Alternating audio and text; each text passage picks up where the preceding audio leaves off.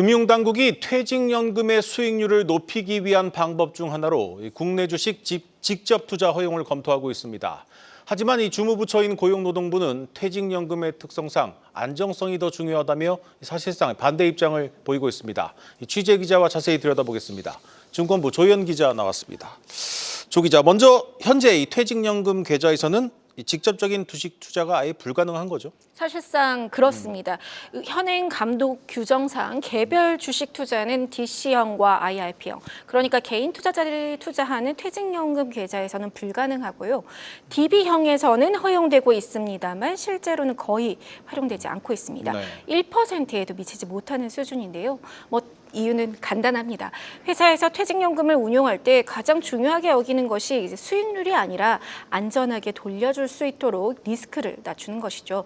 이번에 퇴직연금의 국내 주식 직접 투자 허용이 부상한 것은 크게 두 가지 이유입니다. 그러니까 퇴직연금 운용의 핵심이 이제는 좀 수익률 제고로 움직여야 한다는 분위기가 개인 투자자들 사이에서도 힘을 얻고 있고요.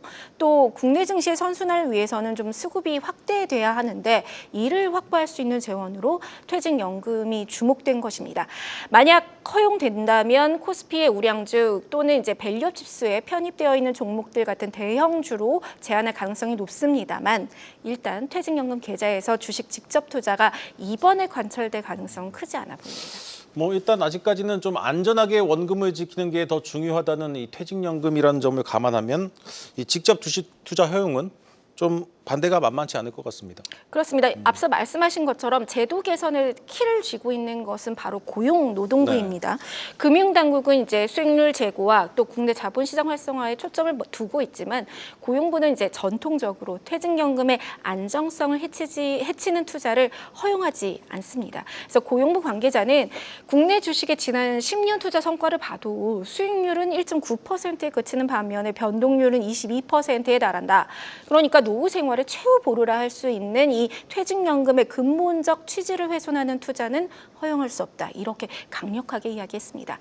개별 주식 투자뿐 아니라 현재 퇴직연금 감독 규정만 봐도 이 투자할 수 있는 상품별 기준이 세세히 명시되어 있습니다. 보시면 은행의 예적금 상품은 큰 제한이 없는데 금융투자 상품은 기본적으로 원금 손실 가능성을 내포하고 있지 않습니까? 그러다 보니까 새 상품이 나올 때마다 일일이 편입 승인을 받아야 되고 여전히 허용되지 않는 상품들이 이 리스트에는 다 없지만 많은 상황입니다. 그래서 금융투자업계에서는 투기성 상품을 제외하고서는 일단 모든 금융상품을 편입할 수 있는 네거티브 체제로의 전환이 필요하다. 이렇게 이야기하고 있습니다.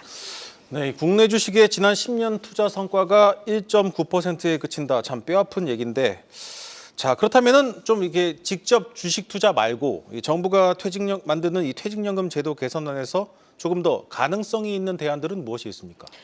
각자의 의견을 살펴보면 금융당국에서는 디폴트 옵션의 제도 개선을, 그리고 고용부에서는 기금형 운용제도 도입을 이야기하고 있습니다. 네. 그중 하나로 이제 디폴트 옵션에 가입하면 현재 위험자산 투자 한도가 70%로 제한되고 있는데요. 이를 폐지하는 안이 검토되고 있습니다. 그러니까 이름이 위험자산이어서 좀 공격적으로 들릴 수 있지만 사실은 이제 주식 편입 비중이 40%가 넘으면 위험자산으로 분류됩니다. 그러니까 실적 배당형 상품이 대부분 여기에 포함된다라고 볼 수 있고요. 네. 현재 우리나라 퇴직연금 적립금 중 83%가 이제 안전자산이 원리금 보장형 상품에 쏠려 있는데요. 미국의 401K를 보시면 주식 투자 비중이 80%를 오히려 넘습니다. 그리고 우리나라 국민연금도 위험자산 비중이 56%에 달하고 또 장기적으로는 65%까지 키운다고 하고 있거든요. 그러니까 원리금 보장 상품의 수익률은 3%, 그야말로 물가 상승률을 겨우 웃도는 수준인 반면 실적 배당형 상품은 10%가 넘습니다. 그러니까 연간 수익률을 미국과 비교해도 이게 2023년 기준인데 한국은 한 5%에 그치는 반면에 미국은 17%를 넘고 지난해에는 이게 20%를 더 웃돌았을 것이다. 이런 분석이 나오고 있거든요. 그래서 물론 위험 투자 제한을 완화한다고 해서 이 원금 보장형 상품에 투자하고 있는 손실 회피형 자금이 전향적으로 어떤 전환을 할 것이란 기대는 업계에서도 크지 않습니다. 그래서 오히려 업계에서는 이제 원금 보장형 상품에도 똑같이 70% 캡, 그러니까 제한을 두는 게 어떠냐 이런 의견도 나오고 있거든요. 네. 이 경우에는 한 50조 원이 넘는 52조 원의 자금이 투자 시장으로 들어올 수 있다 이런 분석입니다. 이에 대해 금감원 관계자는 투자자들에게 수익률을 더 높일 수 있도록 투자 선택의 폭을 열어주고 또 퇴직연금 투자를 원금 보장에서 수익률 제고로 어떻게 보면 초점을 옮기는데 물꼬를 트는 역할을 할 수 있는 방안을 마련하겠다 이런 입장입니다. 그런데 최근 이 많은 분들이 퇴직연금 계좌로 미국 관련 ETF 상품 많이 네. 투자하지 않았습니까? 한도를 풀면 오히려 해외 투자로 좀 자금이 더 쏠릴 것 같습니다.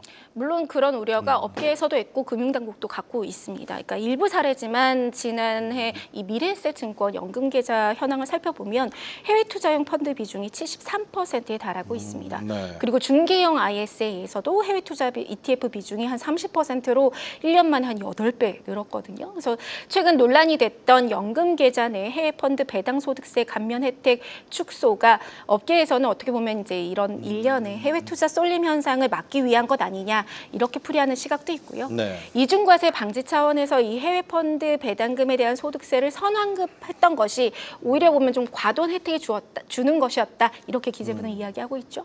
그래서 다만 수익률 제고를 위해서는 퇴직연금 제도를 개선하면서 해외 투자를 막는 것은 또 모순이 될 수 있는 만큼 국내 투자에 대해서 인센티브를 주는 방식을 검토하는 방향에 더 큰 무게가 실리고 있습니다. 네, 잘 들었습니다. 증권부 조현 기자였습니다.